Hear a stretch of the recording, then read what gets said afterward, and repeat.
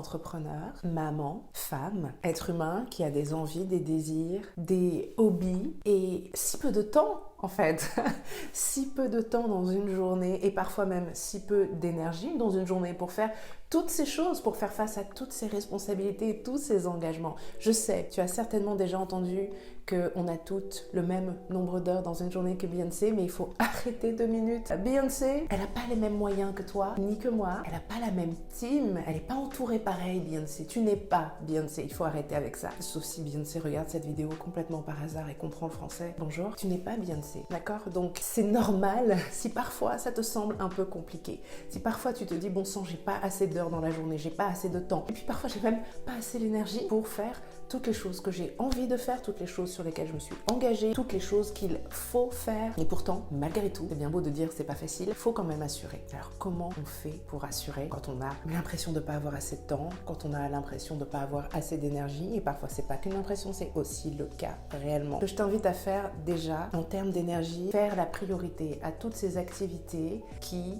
vont te donner de l'énergie, sous quelque forme que ce soit. Donc dans ton activité professionnelle par exemple, toutes les activités qui vont te permettre de récupérer de l'énergie, récupérer de l'inspiration, récupérer de la créativité, mais aussi tout ce qui va être rémunérateur, hein, on va pas se mentir, c'est aussi une forme d'énergie et c'est très important. Donc mettre la priorité sur toutes ces choses-là, parce que cette énergie qui va te revenir, là où tu vas mettre de l'énergie, ça va te revenir, tu vas pouvoir le réinvestir, le recycler, le réutiliser et ça va être tout bénef pour toi. Et puis ça va te porter aussi, malgré la fatigue, malgré le manque de temps, tu vas réussir quand tu récupères de l'énergie partout où tu mets de l'énergie, tu vas trouver un élan, ça va être un tremplin pour toi, ça va être hyper puissant, ça va servir, ça va alimenter ton moteur et c'est hyper précieux. Deuxième chose qui me semble aussi important dans la mesure du possible, c'est de mettre en place une routine matinale qui est à ton service. Une routine matinale qui peut être une routine matinale en tant qu'être humain,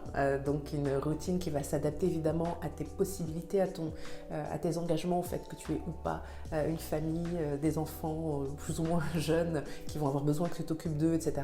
Mais ça peut être aussi une routine matinale pour ta journée de travail, qui va mettre ta journée de travail sur de bons rails et te permettre d'être beaucoup plus créative, beaucoup plus focusée aussi, d'avoir une véritable direction et de te mettre sur de bons rails. Mais on va pas se mentir, je m'en suis rendu compte moi-même, en particulier en devenant maman, ma routine matinale par exemple, elle n'était plus suffisante. Déjà, elle n'était pas forcément applicable telle quelle une fois que je suis devenue maman, mais surtout, j'ai réalisé que c'était pas suffisant d'avoir une routine matinale qui allait me mettre sur de bons rails. Pour le reste de la journée, j'avais aussi besoin d'avoir des moments clés dans la journée où j'allais pouvoir remplir de nouveau mon réservoir et me remettre sur les rails, me recentrer, me réaligner. Donc, avoir des rituels, avoir des pratiques au fil de la journée, c'est hyper précieux. Et bien entendu, veiller à suivre son flow, veiller à suivre son rythme au quotidien, mais au fil des semaines, au fil des mois, en fonction des saisons. On n'est pas la même personne, on n'a pas les mêmes besoins, on n'a pas le même rythme. En fonction de la lune aussi, mais également pour celles qui sont concernées en fonction de là où on en est dans le cycle menstruel aussi. C'est super important d'avoir conscience de tous ces cycles qui sont à l'œuvre dans nos vies, puisque la vie est cyclique, la nature est cyclique, notre mode de fonctionnement aussi est cyclique et dépend de tellement d'éléments. C'est très important d'en avoir conscience et d'apprendre petit à petit à surfer sur ces différents cycles pour pouvoir opérer de façon la plus optimale possible et assurée sans avoir l'impression de forcer. J'espère que ces perspectives t'auront aidé. Si tu souhaites aller plus loin, si tu as envie de mieux apprendre à surfer sur cette vie cyclique, sur tes rythmes bien à toi, si tu as envie d'être capable de te recentrer plus facilement, de t'aligner plus facilement et de continuer à avancer dans la direction dans laquelle tu souhaites avancer, je t'invite à rejoindre le cercle, qui est mon cercle de femmes en ligne. Les portes sont ouvertes à chaque changement de saison, ça tombe bien, c'est en ce moment. Tu peux aller voir toutes les informations qui se trouvent sur la page ici. Je serai très heureuse de t'accueillir. Je te dis à très bientôt pour une prochaine vidéo.